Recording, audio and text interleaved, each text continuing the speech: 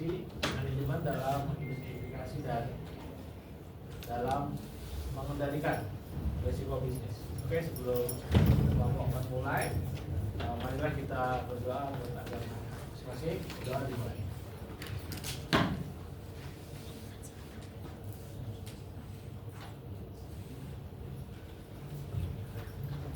Ya, berdoa selesai. Silakan kepada kelompok 4 untuk mempresentasikan tugasnya dan nanti dilanjutkan dengan sesi diskusi atau tanya jawab, kemudian sesi kesimpulan dan kepada kelompok 4 silakan. Oke, baik teman-teman, selamat siang semuanya. Di sini kami akan mempresentasikan mengenai sistem informasi manajemen dalam pengendalian risiko bisnis. Oke, langsung saja kita mungkin throwback dulu sedikit nih mengenai sistem informasi manajemen. Nah, jadi sistem informasi manajemen itu merupakan sistem yang dirancang untuk membantu manajemen dalam mengumpulkan, mengorganisir, menganalisis, dan menginterpretasikan data dan informasi yang diperlukan untuk pengambilan keputusan yang efektif dalam suatu organisasi, di mana SIM ini mengintegrasikan teknologi informasi, proses bisnis, dan juga strategi manajemen untuk mendukung tujuan organisasi itu sendiri. Nah, untuk tujuannya di sini bisa teman-teman lihat ada beberapa, yaitu yang pertama adalah menyediakan informasi bagi manajemen, di mana SIM ini menyediakan informasi yang dibutuhkan oleh manajer dalam perencanaan, pengendalian, pengawasan, dan juga pengambilan keputusan. Terus yang kedua adalah meningkatkan efektivitas dan efisiensi kerja, di mana SIM ini membantu mempercepat proses kerja, mengurangi kesalahan, serta menghemat waktu dan biaya operasional. Misalnya suatu perusahaan menggunakan SIM untuk mencatat stok persediaan, sehingga data persediaan itu kan otomatis jadinya terupdate, sehingga pekerjaan menjadi lebih cepat dan mengurangi kesalahan pencatatan kalau digunakan pencatatan manual. Nah, yang selanjutnya adalah mendukung pengambilan keputusan, di mana informasi yang dihasilkan oleh SIM ini dapat digunakan sebagai dasar dalam menentukan kebijakan dan strategi dari perusahaan itu sendiri. Misalnya dari data penjualan pada SIM, manajer bisa memutuskan produk mana sih yang harus ditambah produksinya karena produknya diminati oleh konsumen. Terus ada juga meningkatkan koordinasi dan komunikasi, karena dengan adanya SIM ini, dia ini jadinya mempermudah pertukaran informasi antar bagian dalam organisasi, sehingga koordinasi antar bagian itu menjadi lebih baik. Selanjutnya adalah membantu pengendalian dan pengawasan, di mana SIM ini memungkinkan manajemen untuk memantau kinerja perusahaan dan mengevaluasi apakah kegiatan itu telah berjalan sesuai dengan tujuannya. Dan yang terakhir adalah meningkatkan kualitas perencanaan organisasi. Dari data dan informasi yang tersedia tadi itu dari SIM tadi dapat membantu perusahaan untuk menyusun rencana kerja dan strategi yang lebih tepat, terutama untuk jangka panjang. Nah, selain tujuan, di sini juga ada fungsi SIM, di mana di sini fungsi SIM itu ada 6. Yang pertama adalah pengumpulan data. Jadi SIM ini berfungsi dalam mengumpulkan data dari berbagai sumber, baik dari internal maupun eksternal organisasi. Data yang dikumpulkan ini dapat berupa data penjualan, data pelanggan, data keuangan, persediaan, maupun data karyawan. Nah, proses pengumpulan data ini dilakukan secara sistematis agar informasinya itu lengkap dan akurat. Selanjutnya, setelah pengumpulan data itu, datanya itu akan diolah agar informasinya itu lebih bermakna dan mudah dipahami. Pengolahan data itu bisa dengan perhitungan, pengelompokan, analisis, maupun penyusunan laporan. Kemudian setelah dilakukan pengolahan data, dilakukan yang namanya penyimpanan data untuk mengurangi risiko kehilangan data atau untuk arsip oleh perusahaan itu sendiri. Selanjutnya adalah pendistribusian informasi, di mana informasi yang telah diolah itu kan masih perlu disampaikan kepada pihak yang membutuhkan. Nah, jadi SIM ini juga masih memiliki fungsi mendistribusikan informasi kepada manajemen maupun bagian-bagian terkait dalam organisasi. Nah, selanjutnya adalah berfungsi sebagai mendukung keputusan, karena dengan adanya informasi yang telah dikumpulkan dan diolah oleh SIM tadi, jadinya dapat mendukung pembuatan keputusan. Dan yang terakhir adalah pemantauan kinerja dan evaluasi data, karena melalui laporan dan analisis data, manajemen itu dapat mengevaluasi kinerja dari suatu perusahaan. Oke, selanjutnya akan dijelaskan. Baik, masuk pada komponen sistem informasi manajemen. Komponen sistem informasi manajemen itu terdiri dari perangkat keras, perangkat lunak, basis data, jaringan komputer, dan sumber daya manusia. Nah, semua komponen ini itu saling bekerja sama untuk mengolah dan menyampaikan informasi yang dibutuhkan perusahaan. Lalu masuk pada risiko bisnis. Jadi risiko itu merupakan unsur yang tidak dapat dipisahkan dari setiap aktivitas bisnis karena berkaitan dengan ketidakpastian terhadap hasil atau kejadian di masa depan. Nah, menurut Cipayung tahun 2023, risiko itu adalah kemungkinan terjadinya suatu peristiwa yang dapat menimbulkan konsekuensi positif maupun negatif terhadap pencapaian tujuan organisasi.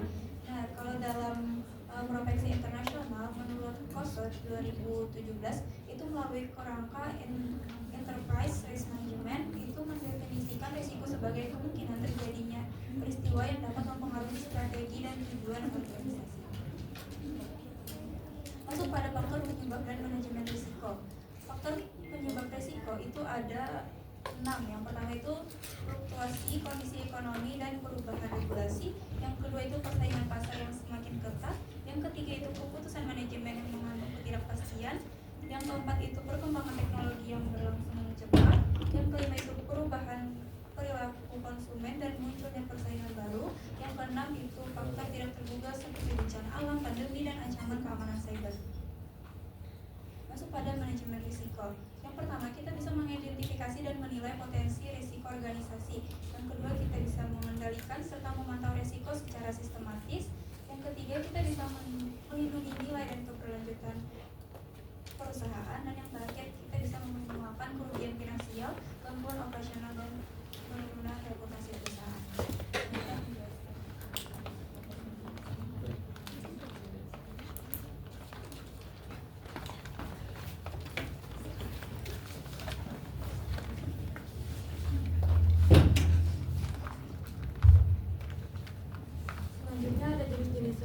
Risiko bisnis itu memiliki berbagai bentuk sesuai dengan aktivitas serta kondisi perusahaan.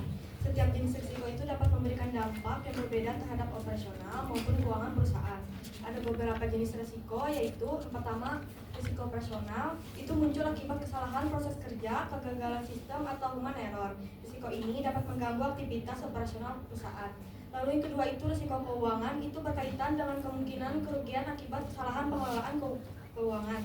Misalnya karena perubahan nilai tukar, gagal bayar, atau kondisi ekonomi yang tidak stabil. Yang ketiga itu risiko strategis, itu terjadi karena kesalahan dalam pengambilan keputusan atau penyusunan strategi bisnis. Akibatnya tujuan perusahaan sulit tercapai. Selanjutnya, risiko teknologi informasi itu muncul akibat gangguan sistem, serangan cyber, atau kehilangan data. Risiko ini dapat menghambat operasional perusahaan serta mengganggu keamanan informasi. Selanjutnya ada risiko pemasaran, itu berkaitan dengan perubahan tren pasar, menurunnya minat konsumen, serta persaingan usaha. Selain itu, strategi promosi yang gagal juga dapat menimbulkan risiko pemasaran. Selanjutnya ada risiko kepatuhan, itu terjadi karena perusahaan tidak menjalankan kegiatan sesuai peraturan atau kebijakan yang berlaku. Dan yang terakhir, risiko reputasi itu adalah risiko yang dapat menurunkan citra serta kepercayaan masyarakat terhadap perusahaan. Biasanya disebabkan oleh pelayanan buruk, pelanggaran etika, atau kasus tertentu.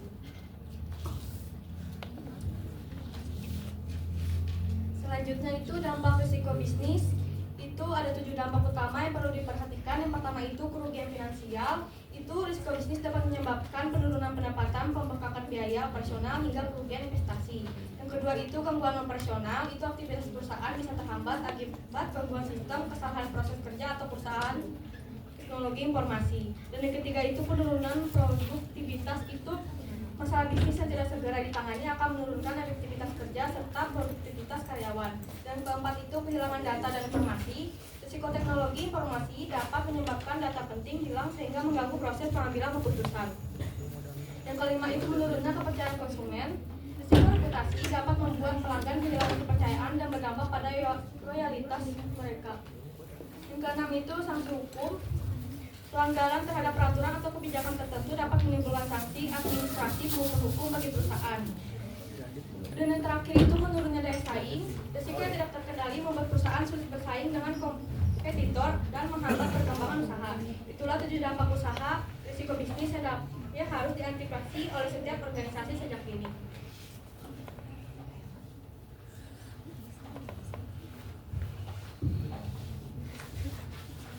Kita masuk ke bagian ketiga, yaitu mengidentifikasi risiko bisnis dengan sistem informasi manajemen. Nah, tahap pertama yaitu pengumpulan dan pengolahan data.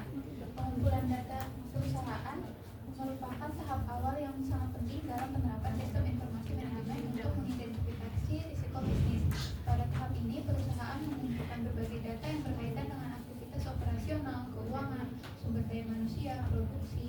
pemasaran hingga layanan pelanggan. Nah, data ini dapat diperoleh melalui wawancara, observasi, dokumentasi, kuesioner maupun pencatatan transaksi secara digital. Penggunaan teknologi informasi ini membantu perusahaan memperoleh data secara lebih cepat, akurat, dan terintegrasi sehingga memudahkan proses pengawasan terhadap risiko yang mungkin terjadi. Pengumpulan data yang baik akan menghasilkan informasi yang relevan bagi manajemen dalam mengambil keputusan dan mengurangi kemungkinan terjadinya kesalahan operasional. Selain itu, data yang terkumpul juga dapat menjadi dasar dalam melakukan evaluasi sistem penyusunan dan strategi pengendalian bisnis. Nah, setelah data tadi berhasil dikumpulkan, sistem informasi manajemen berfungsi mengubah data tersebut menjadi informasi yang berguna dan mudah dipahami oleh pihak manajemen. Proses pengolahan ini dilakukan melalui pengumpulan, analisis, validasi, penyimpanan, hingga penyajian data dalam bentuk laporan atau dashboard informasi. Informasi yang dihasilkan harus memiliki kualitas yang baik seperti akurat, relevan, tepat waktu, dan mudah diakses agar dapat mendukung pengambilan keputusan bisnis secara efektif. Pengolahan informasi yang baik membantu perusahaan dalam memantau kinerja operasional dan mendeteksi ketidaksesuaian yang dapat menimbulkan risiko bisnis. Dengan adanya sistem yang terintegrasi, perusahaan dapat mengurangi keterlambatan informasi, meminimalkan kesalahan pencatatan, serta meningkatkan efisiensi proses bisnis secara keseluruhan. Nah, lalu ada identifikasi potensi risiko. Yang pertama itu mendeteksi kesalahan operasional. Sistem informasi manajemen memiliki peran penting dalam mendeteksi kesalahan operasional yang terjadi dalam aktivitas perusahaan. Kesalahan operasional dapat berupa human error, kesalahan input data, kerusakan perangkat keras, gangguan jaringan, program crash, hingga kebocoran data perusahaan. Nah, proses deteksi ini dilakukan melalui monitoring sistem, pencatatan aktif pengguna, audit data, serta evaluasi terhadap proses bisnis yang berjalan. Informasi mengenai kesalahan operasional sangat penting karena dapat memengaruhi kualitas layanan, menghambat proses bisnis, bahkan menyebabkan kerugian finansial bagi perusahaan. Selanjutnya ada pemantauan aktivitas bisnis. Pemantauan aktivitas bisnis ini dilakukan untuk memastikan seluruh proses operasional perusahaan berjalan sesuai dengan tujuan dan standar yang telah ditetapkan. Sistem informasi manajemen memungkinkan perusahaan melakukan monitoring secara real-time terhadap berbagai aktivitas bisnis, seperti transaksi penjualan, pengelolaan data pelanggan, penggunaan jaringan, hingga aktivitas penggunaan sistem. Selain itu, monitoring ini juga membantu manajemen dalam mengevaluasi efektivitas sistem pengendalian yang telah diterapkan serta menemukan langkah perbaikan yang diperlukan. Dengan adanya pemantauan aktivitas bisnis yang terstruktur, perusahaan dapat meningkatkan efisiensi kerja, menjaga keamanan informasi, serta mendukung proses pengambilan keputusan yang lebih cepat dan tepat. Materi selanjutnya akan dilanjutkan oleh Anda.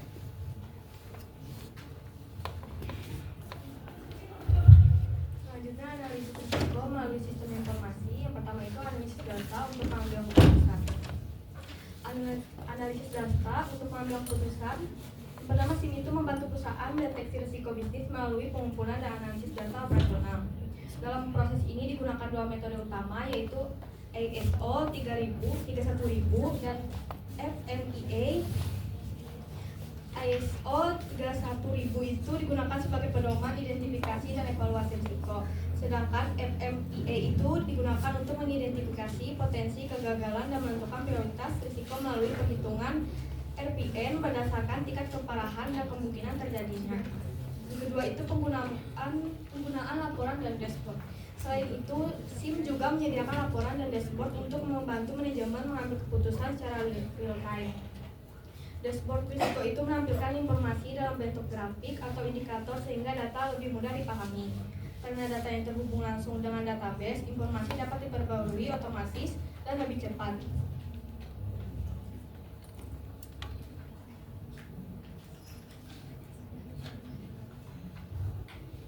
Selanjutnya ada pengendalian risiko. Setelah risiko diidentifikasi, perusahaan perlu melakukan pengendalian agar risiko tidak berkembang menjadi kerugian yang lebih besar. Yang pertama itu monitoring kegiatan perusahaan. SIM membantu perusahaan melakukan monitoring aktivitas bisnis secara berkelanjutan. Karena setiap transaksi dicatat secara otomatis, manajemen dapat membuat laporan supervisi untuk memastikan kegiatan berjalan sesuai rencana. Yang kedua itu pengawasan transaksi dan data. SIM juga membantu pengawasan transaksi dan data melalui sistem keamanan otomatis, misalnya melalui validasi input, pembatasan akses, serta otorisasi bertingkat. Tujuannya untuk mengurangi risiko kesalahan dan kecurangan. Jadi SIM itu tidak hanya membantu perusahaan mengurangi risiko, tetapi juga mendukung pengendalian dan pengawasan efektivitas perusahaan secara lebih efektif.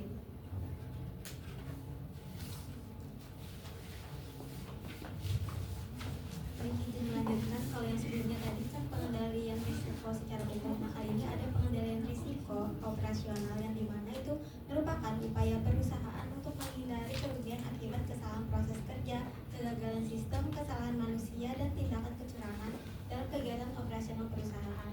Untuk faktor munculnya risiko operasional sendiri itu terdiri dari kesalahan transaksi, lemahnya pengendalian internal, gangguan sistem teknologi informasi, fraud internal maupun eksternal, serta kesalahan input data. Jadi risiko-risiko ini itu dapat menyebabkan kerugian finansial dan juga mengganggu efektivitas operasional perusahaan.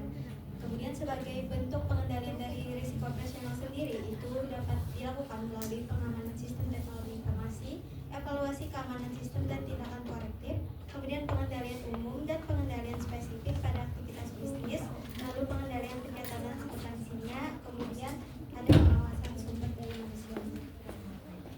Nah, selanjutnya di sini ada terkait pengendalian risiko keuangan yang dimana itu diperlukan agar perusahaan itu dapat mengelola dan meminimalkan kemungkinan kerugian finansial yang dapat mengganggu stabilitas operasional perusahaan. Nah, di sini untuk pengukuran risiko keuangannya itu terdapat dua.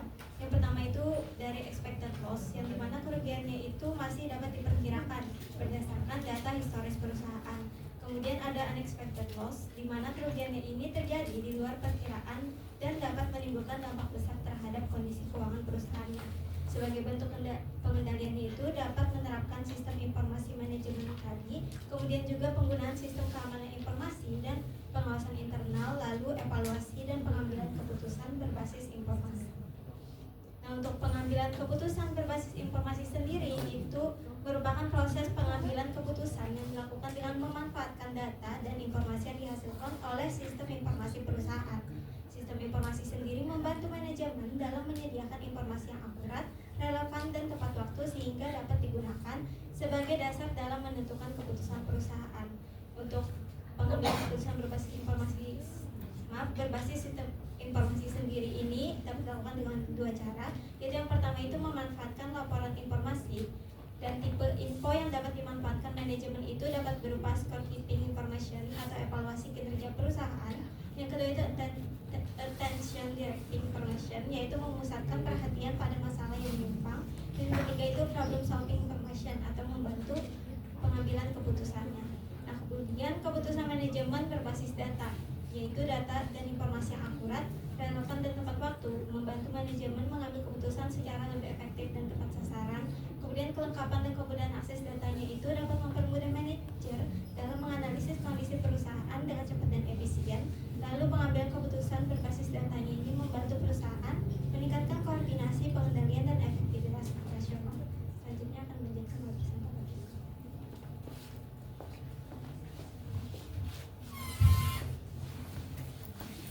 Selanjutnya kita masuk ke teknologi pendukung sistem informasi manajemen.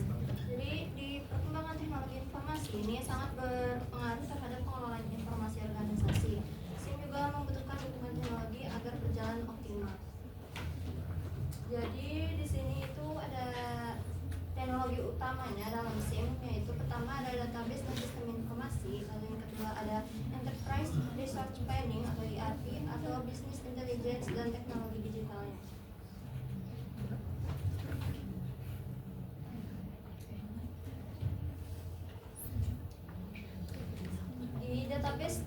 Di database dan sistem informasi di sini adalah kumpulan data yang tersusun secara sistematis dan saling berhubungan untuk memenuhi kebutuhan informasi.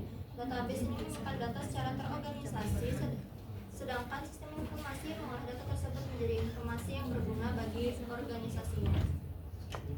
Di sini ada 5 fungsi database, yang itu pertama untuk menyimpan data secara terpusat. Ini itu untuk seluruh data disimpan dalam satu sistem sehingga mudah diakses dan dikelola. Lalu yang kedua ada pemeliharaan integritas data, yaitu untuk memastikan data yang tersimpan selalu akurat, konsisten, dan dapat dipercaya. Dan yang ketiga ada pengendalian akses data. Di sini untuk memberikan hak akses yang berbeda kepada pengguna sesuai peran dan kewenangannya. Dan yang keempat sini ada pemulihan data atau recovery untuk memungkinkan data dikembalikan apabila terjadi kerusakan atau kehilangan. Dan yang kelima di sini berbagi data atau sharing. Di sini untuk memungkinkan beberapa pengguna mengakses data yang sama secara bersamaan.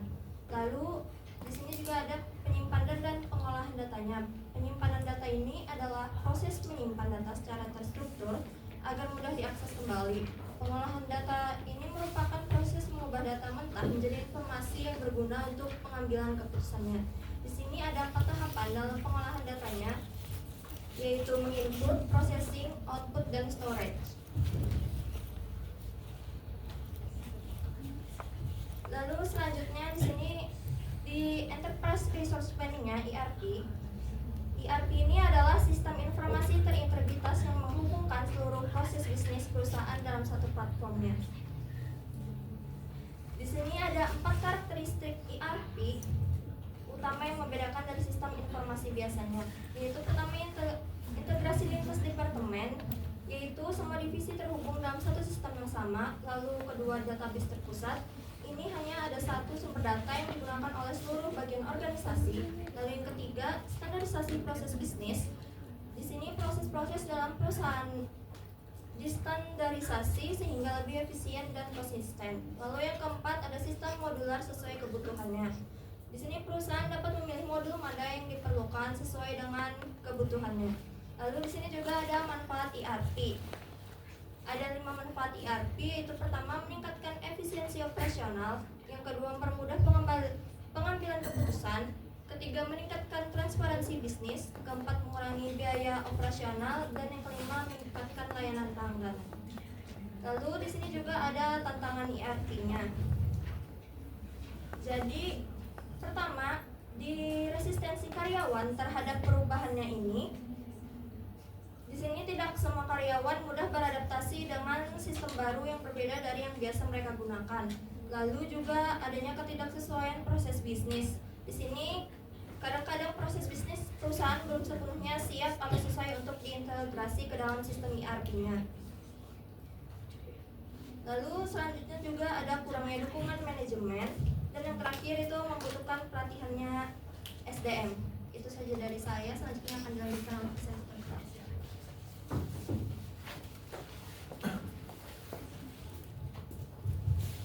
Baik, selanjutnya teknologi pendukung pada sistem proses manajemen itu adanya business intelligence atau teknologi digital.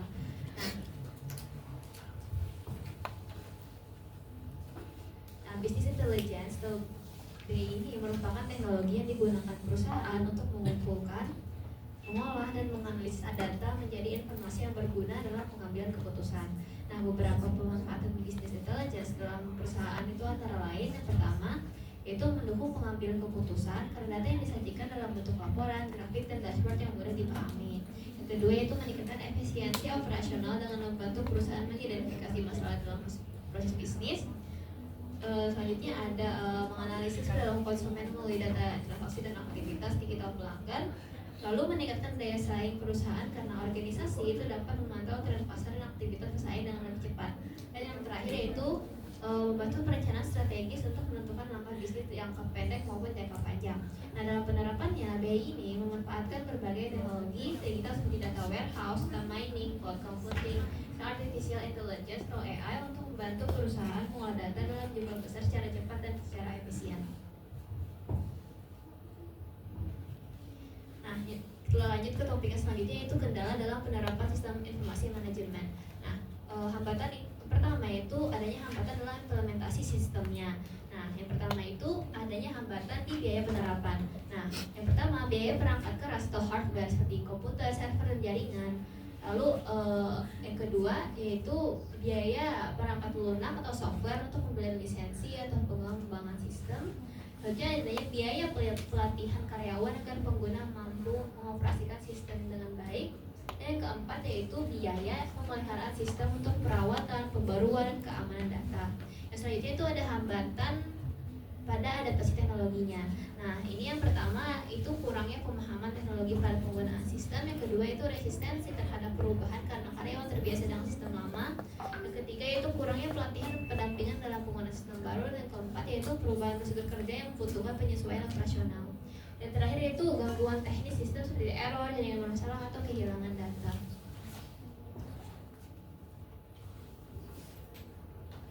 Untuk materi selanjutnya saya serahkan kepada pemateri yang berikutnya.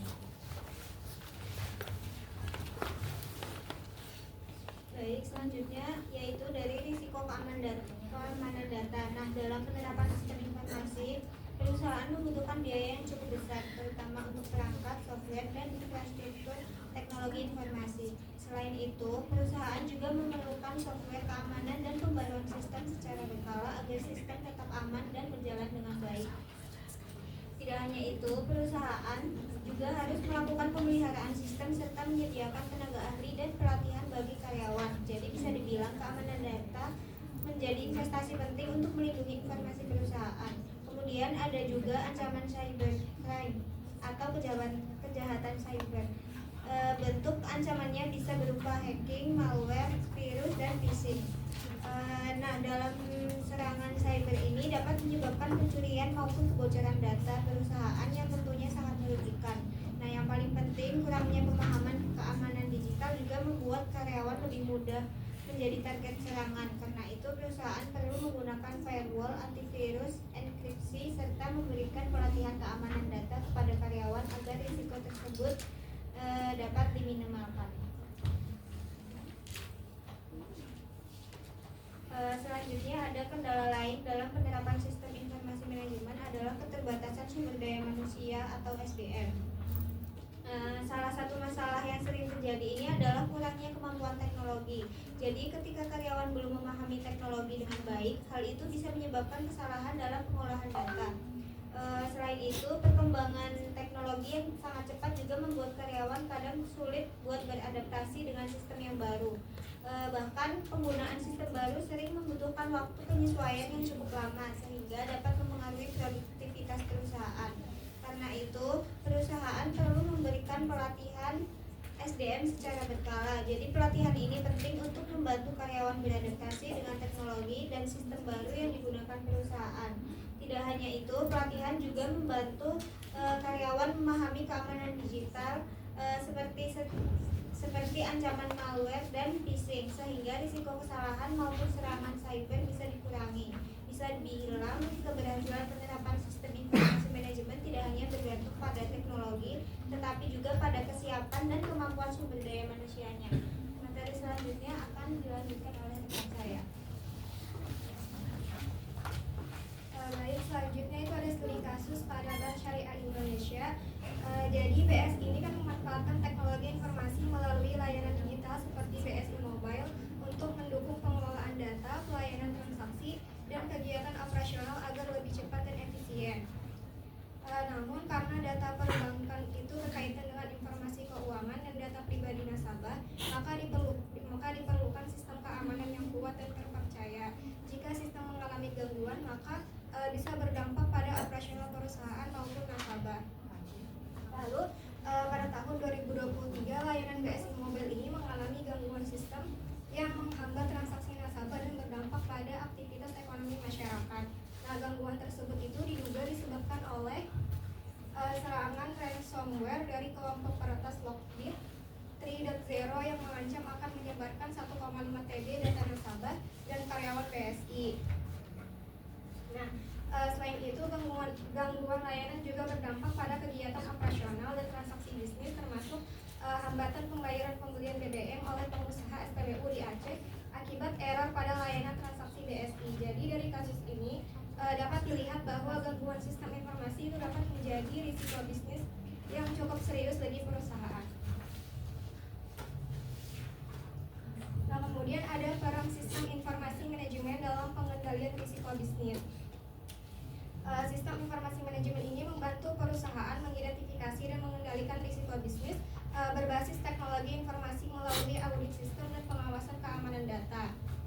Dalam pengelolaan risikonya, BSI menggunakan framework COBIT, Domain APO 12, untuk memantau keamanan data, mendeteksi ancaman dan mengevaluasi kelemahan sistem agar risiko dapat diketahui lebih cepat. Selain itu, BS ini juga melakukan langkah pengendalian risiko seperti maintenance sistem secara rutin, backup data berkala, pembatasan akses remote, keamanan berlapis, dan penggunaan one-time password atau OTP untuk memperkuat perlindungan data.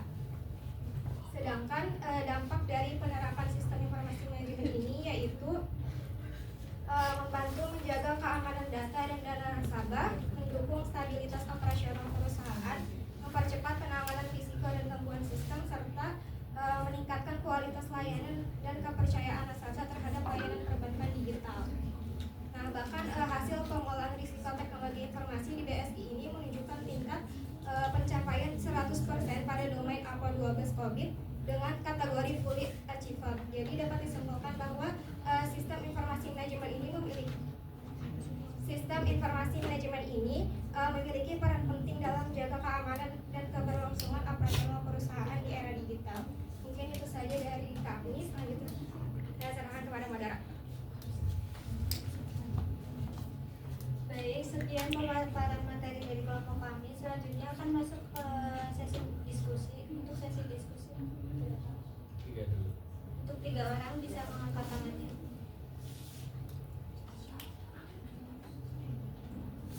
Saya hitung dalam 1, 2, 3.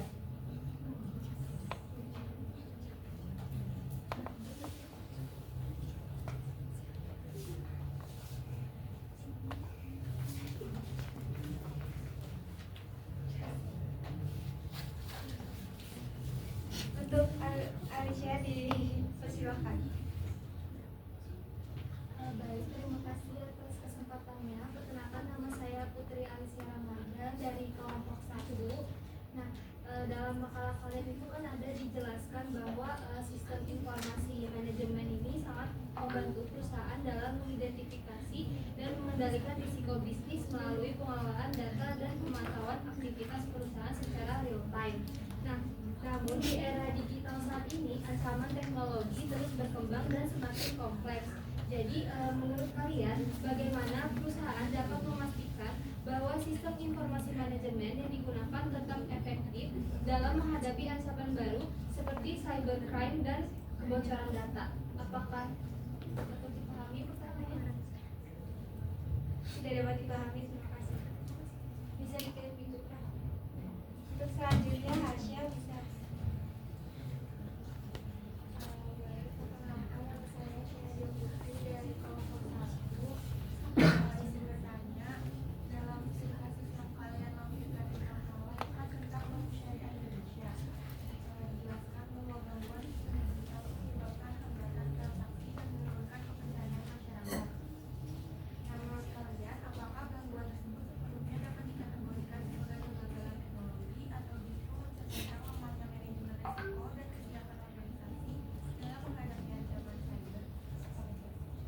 Jelas, terima kasih. Bisa dikirim di grup. Untuk Hena disilakan. Terima kasih atas kesempatannya. Kan saya Alicia Ramadhan dari kelompok 1. Nah, di PPT dan di makalah kalian kan ada menyebutkan bahwa hambatan utama dari implementasi sistem informasi manajemen itu adalah tingginya biaya perangkat dan software. Nah, bagi UMKM atau bisnis lokal yang baru berkembang, investasi SIM ini kan mahal ya, jadi tentunya berat untuk mereka. Nah, padahal mereka juga rentan terkena resiko bisnis. Nah, jadi kapan sih sebetulnya waktu yang tepat bagi semua bisnis kecil atau UMKM untuk mulai menerapkan SIM ini? Dan adakah solusi atau alternatif teknologi SIM yang terjangkau atau bahkan gratis yang bisa diterapkan oleh UMKM yang sedang mempress budget agar resiko bisnis mereka itu tetap bisa dikendalikan? Terima kasih. Terima kasih. Untuk kami minta waktu diskusi sebentar. Terima kasih.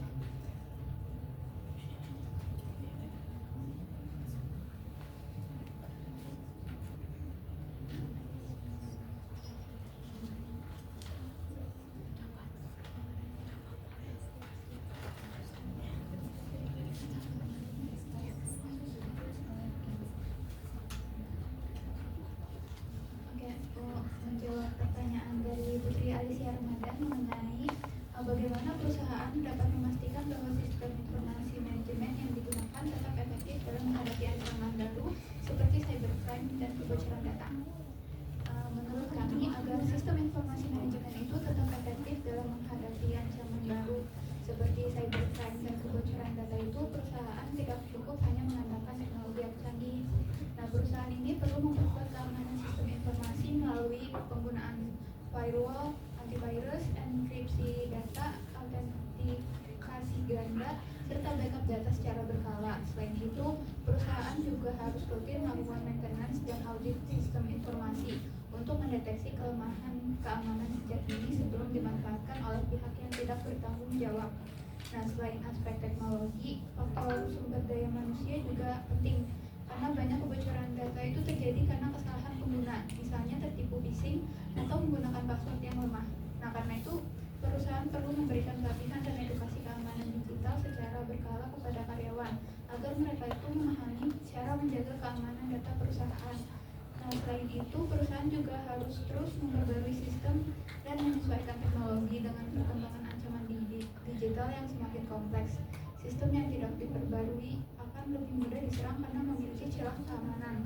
Nah, dengan kombinasi antara teknologi yang kuat, pengawasan yang berkelanjutan, audit sistem, serta SDM yang kompeten, perusahaan dapat memastikan bahwa sistem informasi manajemen mereka itu tetap efektif dan mampu melindungi data serta operasional bisnisnya di era digital. Apakah terjawab?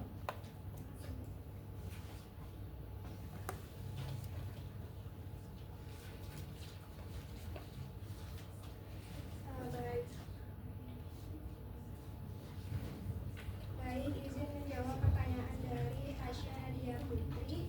Pertanyaannya tadi, dalam studi kasus Bank Syariah Indonesia atau BSI dijelaskan bahwa gangguan sistem digital menyebabkan hambatan transaksi dan menurunkan kepercayaan masyarakat.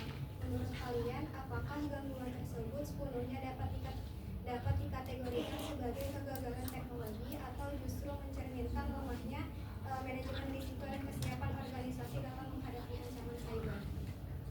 Nah, jadi menurut kami gangguan pada sistem BSI itu tidak bisa dianggap hanya sebagai kegagalan teknologi saja, tapi juga mencerminkan pentingnya manajemen risiko dan kesiapan organisasi dalam menghadapi ancaman cyber.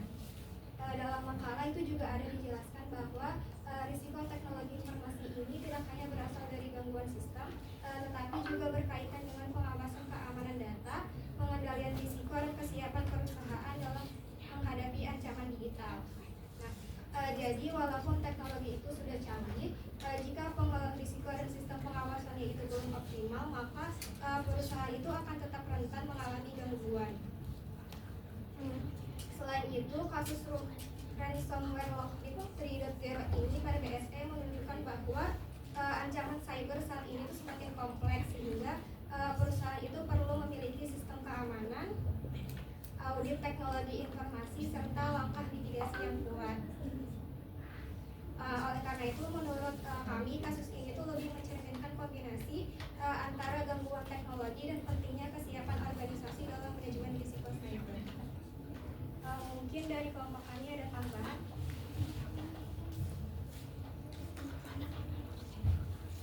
Jadi menambahkan dari jawabannya Nispa, nah jadi menurut saya itu gangguan yang sudah disebutkan tadi itu juga menunjukkan bahwa dalam era digital perusahaan perbankan itu tidak hanya dituntut memiliki teknologi yang canggih, tetapi mereka itu juga harus memiliki kesiapan organisasi yang kuat dalam menghadapi risiko cyber. Nah, karena jika manajemen risiko yang berjalan dengan baik, perusahaan itu biasanya sudah memiliki langkah antisipasi, sistem keamanan berlapis, backup data, monitoring ancaman secara real time, atau prosedur penanganan darurat ketika terjadi serangan cyber.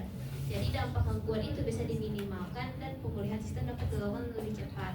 Nah, di dalam makalah kami itu juga dijelaskan bahwa BSI itu kemudian melakukan berbagai langkah pengendalian seperti maintenance rutin, backup data berkala, pembatasan akses remote, dan penggunaan OTP untuk meningkatkan keamanan sistem. Nah, hal ini menunjukkan bahwa pengendalian risiko dan kesiapan organisasi memang menjadi bagian yang sangat penting dalam menjaga keberlangsungan operasional perusahaan.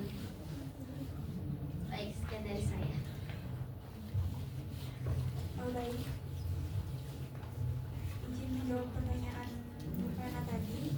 Pertanyaannya kan di PPT disebutkan bahwa hambatan utama implementasi SIM itu adalah tingginya biaya perangkat dan software. Nah, bagi UMKM atau bisnis lokal yang belum berkembang, investasi SIM yang mahal tentu sangat berat. padahal mereka juga rentan terkena risiko bisnis. Nah, pertanyaannya tadi, kapan sebetulnya waktu yang tepat bagi sebuah bisnis kecil itu mulai menerapkan SIM, dan adakah solusi atau alternatif teknologi SIM yang terjangkau bahkan gratis yang bisa diterapkan oleh UMKM yang sedang mengepres budget agar risiko bisnis mereka itu tetap bisa dikendalikan. Nah, bisnis kecil itu tidak harus menunggu menjadi besar dulu untuk menerapkan sistem informasi manajemen. Menurut saya, waktu yang tepat untuk menerapkan SIM itu adalah ketika data atau aktivitas bisnis itu mulai sulit dikelola secara manual. Misalnya, pencatatan penjualan itu mulai banyak atau stoknya itu sering tidak sesuai. Jadi penerapan SIM itu bisa dilakukan secara bertahap sesuai kebutuhan dan kemampuan bisnis. Nah, untuk UMKM yang memiliki keterbatasan budget, sekarang juga sudah banyak alternatif SIM yang murah bahkan gratis.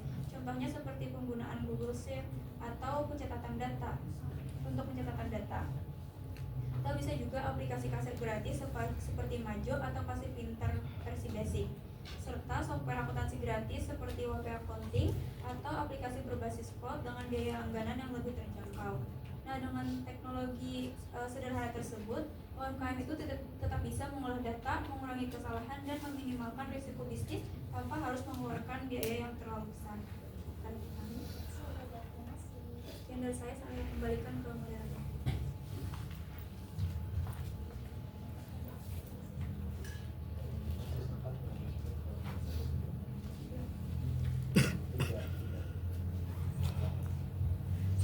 Untuk sesi 2, untuk yang mau bertanya bisa mengangkat tangan dalam 1, 2, 3.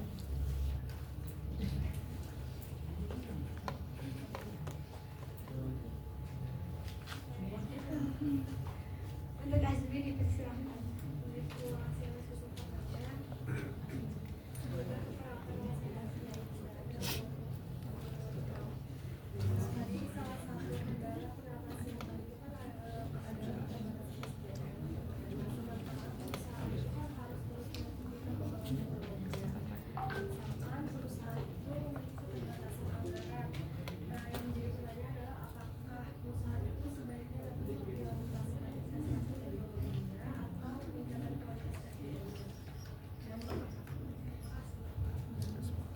Jelas, terima kasih. Bisa dikirim di grup. Untuk selanjutnya bisa mengangkat tangan dalam hitungan 1, 2, 3.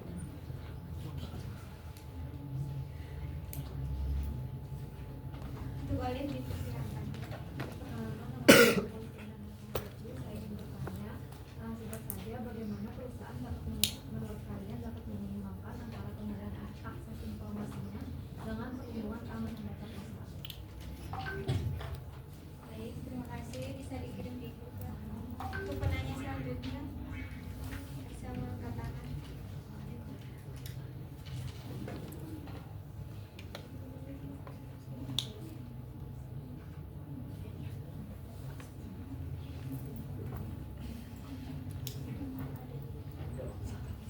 Baik, karena cuma ada 2, kami minta waktu sebentar untuk berdiskusi.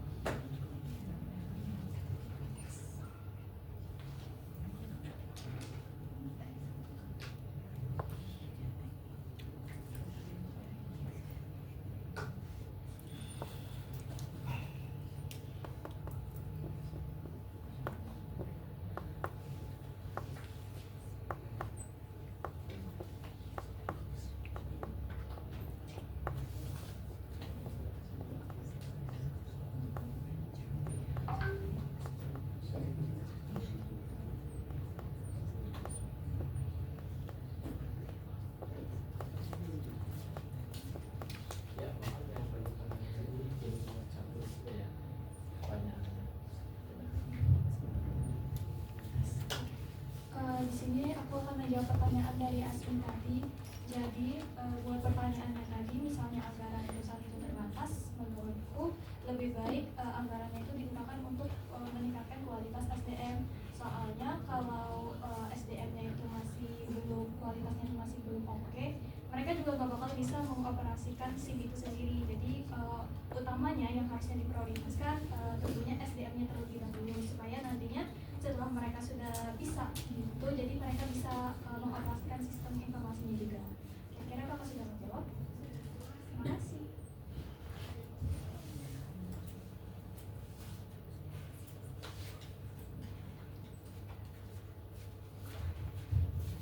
Baik, izin menjawab pertanyaan dari Olivia tadi. Pertanyaannya, menurut kalian bagaimana perusahaan dapat menyeimbangkan antara kemudahan akses informasi dengan perlindungan keamanan data perusahaan? Nah, jadi perusahaan ini dapat menyeimbangkan antara kemudahan akses informasi dan perlindungan keamanan data dengan cara menerapkan sistem akses yang terkontrol. Jadi informasi ini tetap mudah diakses oleh pihak yang membutuhkan, tapi tidak semua orang bisa membuka seluruh data perusahaan. Misalnya, perusahaan ini dapat menggunakan pembatasan hak akses sesuai jabatan atau tugas karyawan. Selain itu, perusahaan juga perlu menggunakan teknologi keamanan seperti password, enkripsi data, firewall, atau autentikasi ganda untuk mencegah kebocoran data. Nah, gak hanya dari sisi teknologi, perusahaan juga harus memberikan pelatihan kepada karyawan mengenai keamanan digital agar mereka lebih sadar terhadap ancaman seperti phishing atau hacking. Jadi intinya kemudahan akses informasi tetap bisa berjalan tanpa mengabaikan keamanan data apabila perusahaan mampu menggabungkan pengelolaan sistem yang baik, teknologi keamanan, dan kesadaran sumber daya manusia. Apakah terjawab? Ya,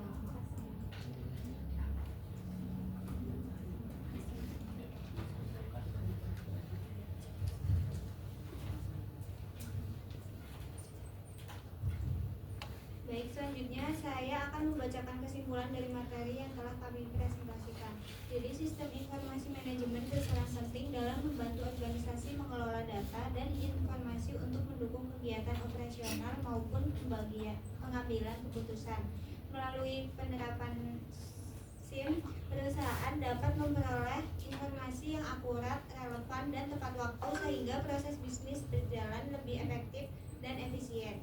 SIM juga membantu perusahaan dalam melakukan pengawasan aktivitas bisnis, identifikasi risiko, serta pengendalian risiko melalui monitoring, pengelolaan data, dan penyajian laporan secara real time. Meskipun demikian, penerapan SIM masih menghadapi kendala seperti tingginya biaya implementasi, kurangnya kesiapan sumber daya manusia, serta hambatan adaptasi teknologi. Oleh sebab itu, perusahaan ini perlu melakukan perencanaan yang matang, meningkatkan pengawasan, dan memberikan pelatihan kepada pengguna sistem agar penerapan SIM dapat berjalan secara optimal. Mungkin itu saja yang dapat kami sampaikan pada presentasi kali ini. Mohon maaf apabila terdapat kekurangan dalam penyampaian materi. Terima kasih atas perhatian teman-teman dan Bapak yang menyimak presentasi kami. Wassalamualaikum warahmatullahi wabarakatuh.